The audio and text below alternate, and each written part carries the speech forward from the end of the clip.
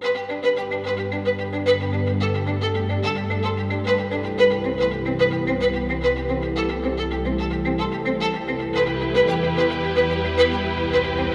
Gilbert. Thank you. Hello. Thank you for being with us. This is the St. Louis Press Club's initiative called Hour in the Now. Today is August 5th, 2020. Thank you for being with us. If you'd introduce yourself and what you do, we would certainly appreciate it. Okay, I'm Gilbert Bailon. I'm editor of the St. Louis Post-Dispatch. Been here since 2007. I've been editor for about 8 years. Excellent. The St. Louis Post-Dispatch has been the legacy, the paper that everyone has depended on for decades, a long history. And of course, most people are worried now about the decline in newspaper production. Maybe you'd like to talk about the concerns that people have and what the St. Louis Post-Dispatch is doing right now to regain that reputation it had.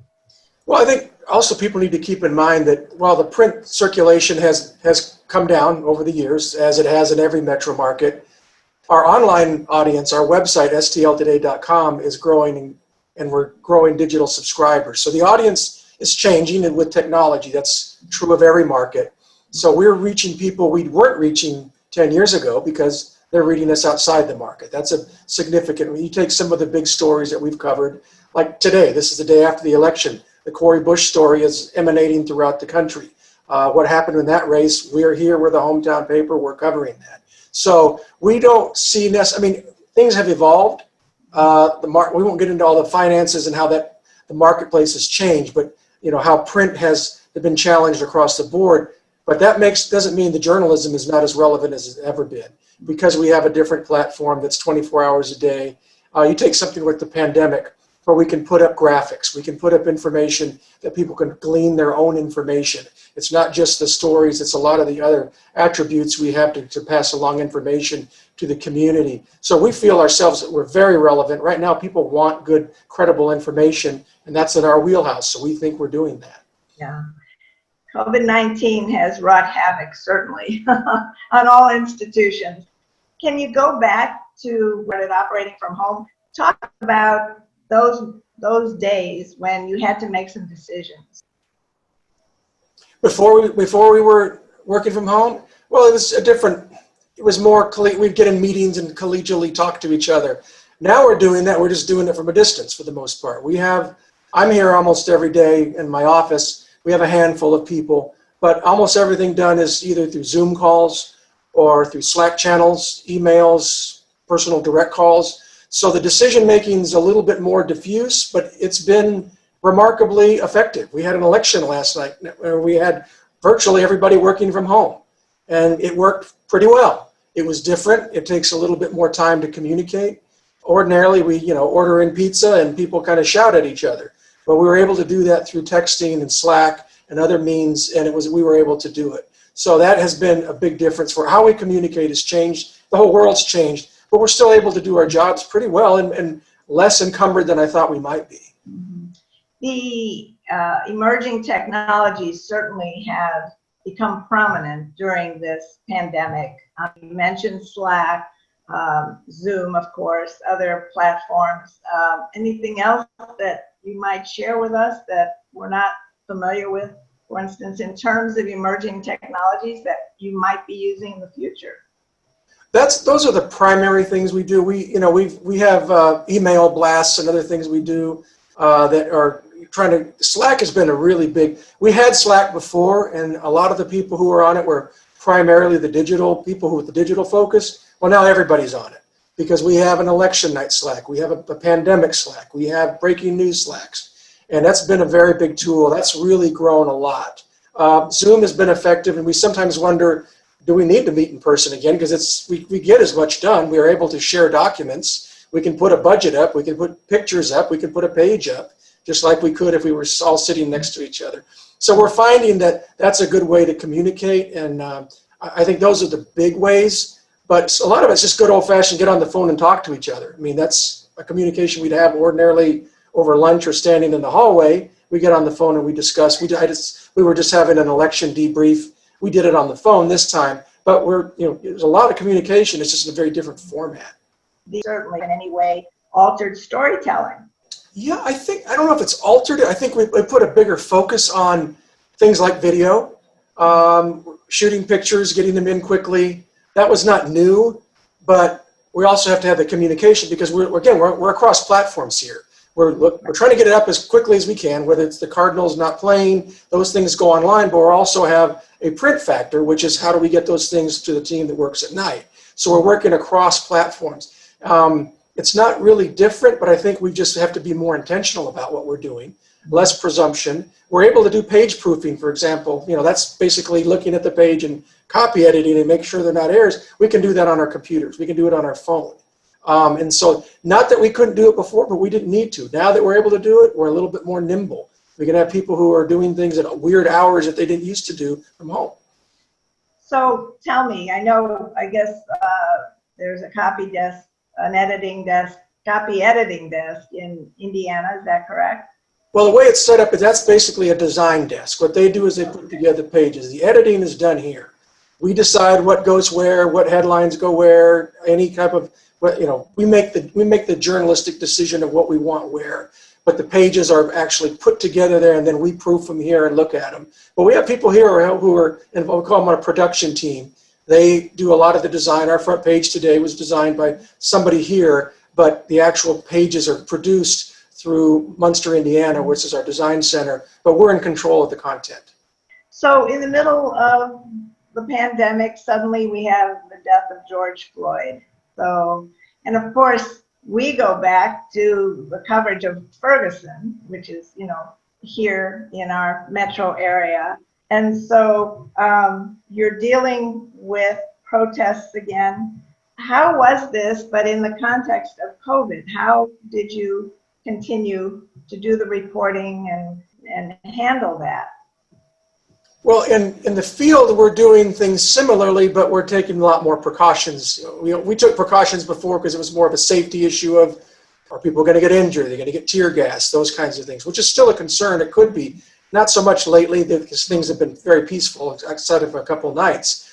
But we're also looking at, masking up, keeping a distance. How do you interview people from a distance when there's, just hordes of people sometimes who are in the streets, who are gathering? That's the whole purpose of what they're doing. So we put in, pretty much with our photographers and reporters, is make sure they keep as much distance as they can, do what they can reporting wise, but there has to be street reporting because these are stories that are happening in real time. And so we are doing that, but we're being very cautious about it. That is a concern that people not get exposed. A lot of the protesters are wearing masks and a lot of them are distancing, but not everybody. I've actually covered some rallies where they're like anti-mask people who deliberately don't wear masks and don't social distance. We've had some of those to make sure that our people are keeping their distance from them to do that. So that's been the big difference. But I think, the whole George Floyd and then Black Lives Matter being really reinvigorated because it existed before for us here in town, maybe not so much some parts of the country. We're now looking at what does this mean in a scope from a local distance, because we're coming up on an anniversary here. 6 years on this Sunday will be the Michael Brown shooting. So there's quite a bit of memory and reinvigoration of the protest movement. It's been here for 6 years. It was probably here before that, but really what the nation has really glommed onto and what shape has that taken. So we're looking at that, what has changed and what has not. There has been, if you look at some of the elected offices, there's been some significant change. Some other areas, not so much. Police reforms and others been minor things. But then again, we have a special session going on right now in the legislature regarding crime. It's not what everybody wants, but the fact is these issues continue to reverberate. So that story for us has always been alive, but it's really regained a lot of importance, certainly nationally, but also for us because everybody here in this region has been living it for the last 6 years. So internally, since we're on the discussion, it's all about the discussion of institutional. Speak to discussions internally that you've had with regard to journalism, for instance. Well, from a coverage standpoint, let's start there. clearly this is, and I've been in the business close to 40 years, so it's diversity and issues of inclusion are not new. I've been doing this for a long time, and I can remember when there were many fewer people in the newsroom of color. There's still a significant gap from where we should be. That's across the board. So that is kind of the internal discussion. But if we look at it from a coverage issue, are we better at covering it? I believe we are. And I don't think that only minorities can cover issues of diversity. If you are inclined to invest yourself, get the sources, get the data, do the hard work, you can do some reporting. There are some things that are nuances that it's harder to do.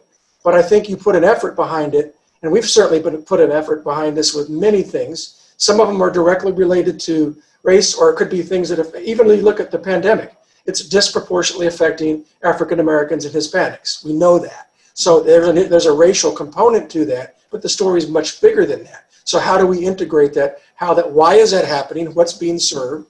Are the social services, the education getting out there? That's what we can do from a coverage standpoint. Within our business, I mean, here the reality is, certainly in the print world, if you want to call it, but I think we're print and digital, we have smaller newsrooms. Everybody outside of the really big players and the national players have fewer people than we did 10 years ago. So we have to look at just the sheer numbers are fewer. And on top of that, are we reaching the diverse communities the way we want to? It's a challenge because resources are very tight and have shrunk. That's not an excuse, it's a reality. So how do we cope with that? Areas we used to cover either geographically or topically are less covered because we have fewer people. We have to make the right choices to try to get the most important stories. But that is a trade-off, and whether you're in Miami or LA or Dallas or Philadelphia, all of us have gone through the same situation.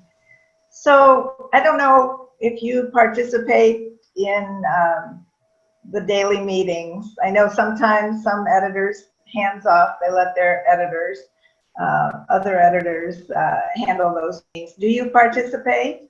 Oh yeah. I'm sure people report to you, but I'm very active. Very active in those yes. meetings. It's a group, it's a collegial event, but yes, when we decide, a lot of things, a lot of it's done as a group, but sometimes you have to make a decision on what we're going to do or how we're going to play certain things or not. So yes, I'm very involved. We have a fairly lean management team here. I mean, I know there was a time when newspapers had, probably 4 times the size of what we have. You had a lot more layers and intermediaries. We have department heads and we have a small number, and I'm very active with it, with all the other people involved. And where I think in some ways we're more nimble than we used to be. We don't necessarily have to have a meeting to do things, but at the same time, there are fewer people making those decisions, so they're working hard. This is, stories don't stop. The civil rights movement and pandemic doesn't stop at 5 o'clock, so people are working considerably more hours, but I think we're more nimble in our decision making than we used to be. So you're owned by the Lee Enterprises, and they are a newspaper family. It can't be said that all newspapers are run or owned by newspaper families anymore. How does that filter down in terms of operation? Well, fortunately, from the newsroom standpoint, we're pretty independent. Where we do get, on both our website and on our print paper, they provide some of the national news for us. We get to edit and select the stories, but there's some of that, like some of the sports pages. We call them modules, where they're fixed things like some hockey or basketball, where we used to do that ourselves. They come in. That's the primary use. But from the newsroom standpoint, I think it's more on the business side, where you're talking advertising, marketing, digital, trying to get all on the same platform, which makes sense because there's a lot of content sharing. There's also cross-selling. We now have, after we acquired Berkshire Hathaway newspapers, 75 newspapers, which is a lot, including some big papers like Buffalo, Omaha, Tulsa, Richmond, which we're still kind of transitioning into our process, but it gives us ability to share content and also to do some digital work that we weren't able to before. We're still doing that. That's how I think the biggest change. But we decide, and I think there's sometimes a misperception that, corporate-owned news, but corporate's not telling us what to put on the front page and on our website. I mean, there are some things that flow in that are national. If it's a big national debate, we're not going to cover it ourselves, obviously, but we get to move things around and make the decision of what we think is important. We're a locally driven newsroom. Most of them, we have people in Jeff City. We have a sports writer in Columbia. virtually everybody else is in the metro area. So our focus is very much what's happening in the St. Louis region. I myself am such a proponent of localism. And there's so much talk lately about the need to support local media, local news. But there seems to be a dichotomy. You know, on the one hand, there's that talk, but there's this elitism that, and really, they're doing a great job. So what accounts for that? I think there's a couple factors. One, I think there's a group of people who feel like getting the news should be free. However, many people, not everybody, but many people also have a cable bill and watch TV, but they don't complain about their cable bill to watch the TV news or whatever source they may pay to get that information. We have to have some kind of revenue to cover our costs. And so there's that element of people who just flat don't want to pay. They think it ought to be for free. It's pretty darn cheap. We have specials go for 3 months for $3, and that's not the consistent level, but it's really not. It's significantly less than a phone bill or a cable bill. So there's that aspect of it. I think there's another factor is that the country and our region, like the country, is politically polarized. There are some people.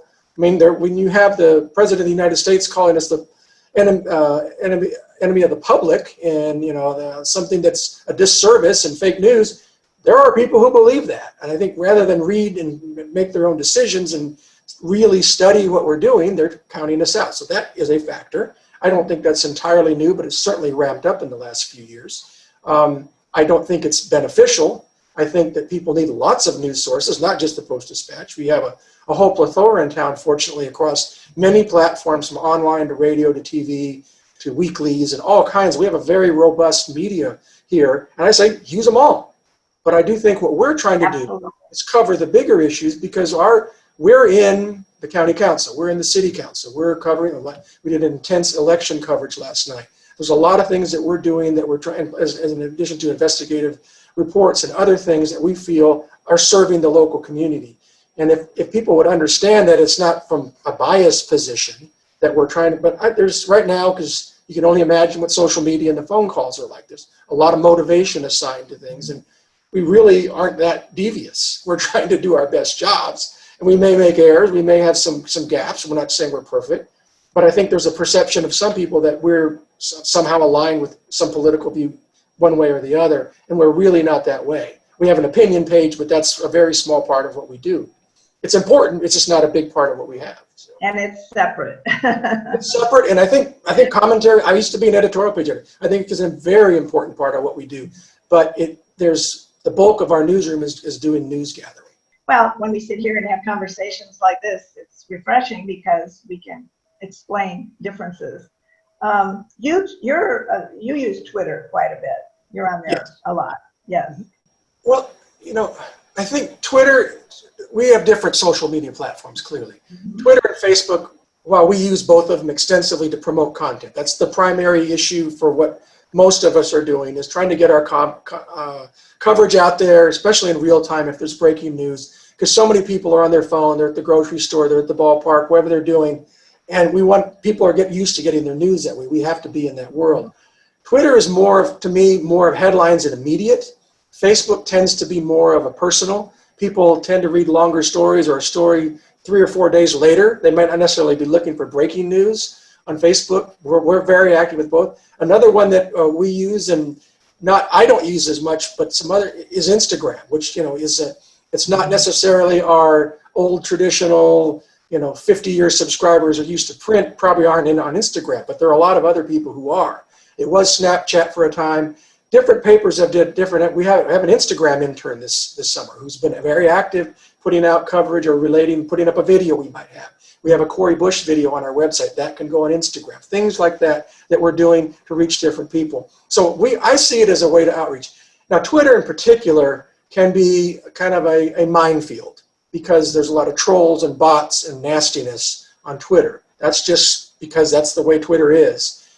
You kind of have to accept the terms of conditions that it's going to be there. We try not to engage with that, but we do think it's very effective. Like last night, I was watching a lot of other media in addition to ours on Twitter from what was happening, what was going on with Medicaid, what was happening across the state in Kansas City.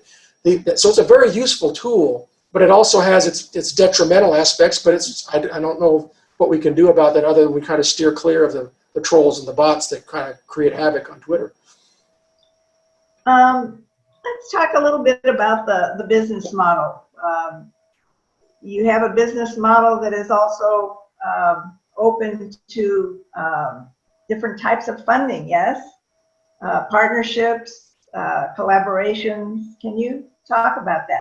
Yeah, we are kind of in the middle. There are some papers, like McClatchy recently got a bunch of reporters who teach Report for America, where they've actually had reporters hired. We haven't got to that extent. I think it's a very interesting model where you get some funding that you match to get more, to beef up your staff, because the reality is a lot of staffs are getting cut and more lean than they used to be. But we have partnerships with, well, the Press Club is an example, the Pulitzer Center. We have one that we have coming soon that is locally reported. We've had in the past some grants where people have paid for either for travel or people to do things on there. We had one recently on two of them that Aisha Sultan and Stu Durando did. So we have those kinds of partnerships. There's also partnerships with groups like, we have two science interns here this summer which has been a very interesting model, where these are people who are science backgrounds, PhDs, really smart people who are in our newsroom and helping out with doing breakthroughs in medicine and pandemic and other things. So we work with them as well, interns. We've always had interns, but these are specifically science-related people. So we're always looking for that. We also work with Kaiser Health, which we run some of their things. But I think more and more papers are looking. There are some places that are getting money directly from nonprofit groups. We haven't gone so much. Could we? Perhaps. I think that's a model. I know Belleville's getting some of that and some others. I think that model is there for people who have civic-minded groups and individuals who believe in journalism. I think that's going to be a growing factor throughout the country. And plus, there's a lot of online outfits they're not attached to any other groups that are now getting money through nonprofits, kind of the public radio model, but for online. And so they're doing some very good work across the country. Some of them, the investigative ones, have been outstanding. They've won Pulitzer Prizes. So it is changing. I think also with the financial model, digital subscriptions are very much a big thing for us. We were a little bit later to the game intentionally because we wanted to keep the site as open as we could to keep the numbers up. But we realized that people who really use this should probably pay for it, and that's been more papers are doing that. So that is increasing through the pandemic. We've had more people sign up for digital subscriptions. We think that's a growing model. And then on the business side, we're also just doing other things besides news coverage. We have Amplified Digital, which they do a lot of work with marketing, online digital marketing campaigns, which isn't about journalism, but it's very important. It's working with media companies. We also have we do events, other things that we're doing that are in addition to what you consider to be the Post-Dispatch. You made Feast, a niche publication. High school sports, a niche it's within our paper, but it's also within a subsidiary of us. So there are different ways we're trying to branch out aside from kind of the core newsroom. So sports is just such an important part. What was that like there for you? There were some newspapers that pretty much dissolved their sports departments or minimized them to a great deal. We did not.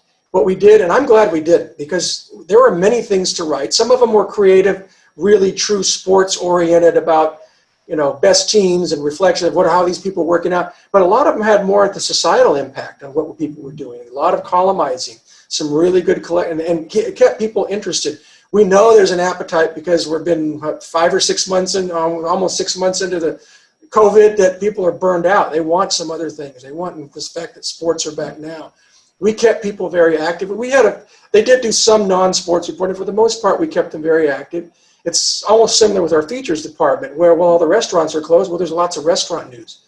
What's closing? How are they staying afloat? Some of them have permanently closed. Some of them have survived. So we had to rejigger that. The Fox isn't doing its thing, so what are they doing in theater? So we believe there's plenty of news in those areas to keep doing it, but it's a different format. And it's, of course, being done remotely. Lots of people in places are doing things on Zoom. They aren't being active. You can watch the Muni on your Zoom.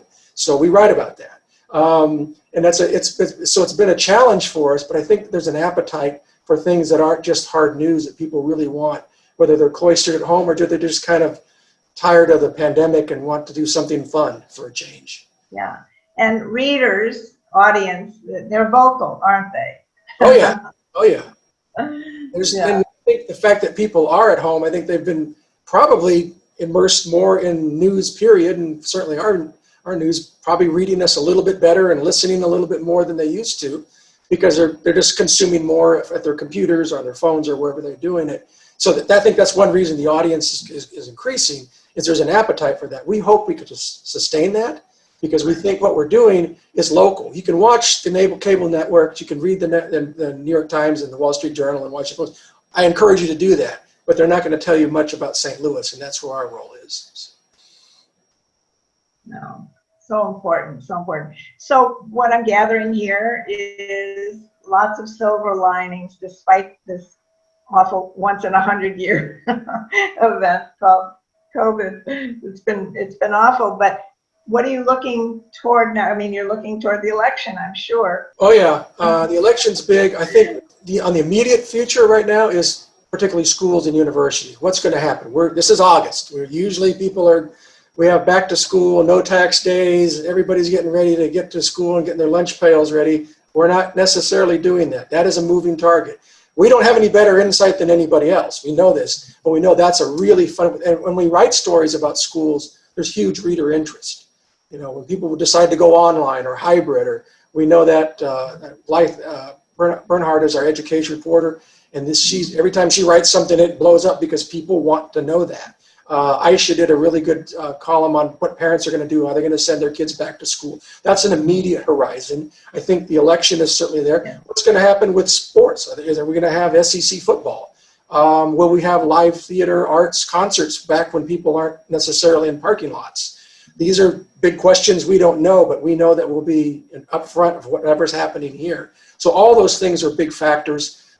Politically, clearly, we have a civil rights movement going on in this country that has continued to unfold. That's partly the election, but it's also a lot of other things on a local basis, whether it's a state legislature, city hall, county government. All these issues are also playing out. So it's a lot to be doing. But to ask your question, how are we doing? I think we're doing pretty well, despite the fact that a lot of people are having trouble with the pandemic personally. Everybody is. But the news has never been more relevant. People want that information. They want to know what's happening in their neighborhood. We have a story tomorrow about some numbers increasing in St. Charles County. People in St. Charles County want to know that. It's something that's a very local story that we're going to invest in. We run charts every day that show the COVID rates for hospitalization, death rates, case numbers. It can be a little wonky for some people, but if you want that information, it's there every day on our website. Yeah, so you're really talking about access to a lot of information. So there's a verification process that happens inside the Post-Dispatch, of course. Correct. How does that flow with regard to verification? Well, I mean, we do editing. We have multiple sources, and we have reporters get edited, and editors look at things, and we have editors follow up with other editors. So there's a lot of vetting. Now, it's not foolproof. I mean, we're human beings, mistakes happen, but I think for the most part, we want to make sure the information, and I think something else that's different from some media is that we'll correct it. If we make a mistake, we'll append at the bottom saying we originally had this name wrong or this number wrong, and we fixed it. We want to try to be transparent because we will make mistakes sometimes if it's of substance, and we'll correct it and let readers know about that. And I think that's important. We run corrections on A2 and print. A lot of electronic media typically don't do a lot of corrections unless they're like monster corrections. And our view is we don't get everything right, but if we can demonstrably show what we did and correct it, we will do so. To me, that's the single way you can gain trust of your audience. That's just one way, and trust seems to be such an issue with regard to media these days. It has been for a long time. It's a problem area, but what you're saying certainly feeds into building trust, certainly.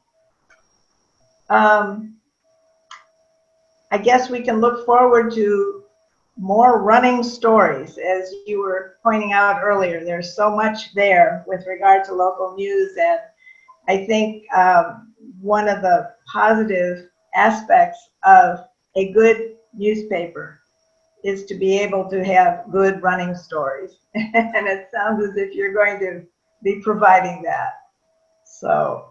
Well, I think what's really, from a journalistic standpoint, a challenge, and also something that we embrace is these stories intersect. Yeah. You know, the pandemic is affecting everything. We have the civil rights movement. We have an election going on. We have life as we've known it has changed in ways that we don't know what it'll be like a year from now. But we're going to give you the local scoop on what's happening here as it happens. And that makes us feel like we're doing a public service. We look at it that way. I know we get our critics. I know people who call us all kinds of names, some of them in prominent places. That's not how we approach our jobs. We're residents here. We have kids in school. We go to church. We have kids in Little League. What is it like for those people? What kind of information can we provide? That's how we look at doing our jobs. And I think that sometimes people think that journalists, have horns or we have ill motives. We don't. We're really trying to serve the public, and that's going to continue to be our role. Thank you so much for all the explainers. It's been delightful and educational, certainly. And from the St. Louis Press Club, thank you for participating in a series. We wish you well with all the endeavors, and we'll hope to visit with you again. Thank you, Gilbert. Okay, and my name and phone numbers in the paper every day on A2 in print. I'm also on the website if people want to give us ideas, criticisms, story ideas, praise, whatever they want. We're very available, more than people think sometimes, that we're reachable. There are people behind these headlines. There are actual people who invest a lot of time, and we like to hear from the public. Thank you for noting that. We appreciate it, and we will be in touch again. Okay, thank you. Best wishes. Thank you.